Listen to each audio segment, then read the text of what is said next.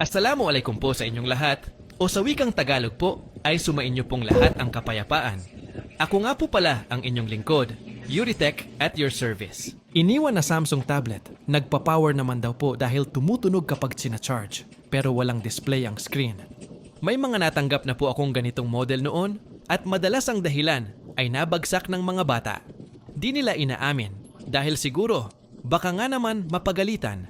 Pero kung ikaw ay isang bata na nanonood sa videong ito, ay mas makakabuti kung magsasabi po tayo ng totoo. Di na po baling tayo ay mapagalitan ng mahalaga, ay hindi po tayo nagsinungaling. Dahil ang maliliit na pagsisinungaling na ngayon ay posibleng maging sandalan po natin sa mga darating na panahon at siguradong magdadala po ito sa atin sa hindi mabuting sitwasyon.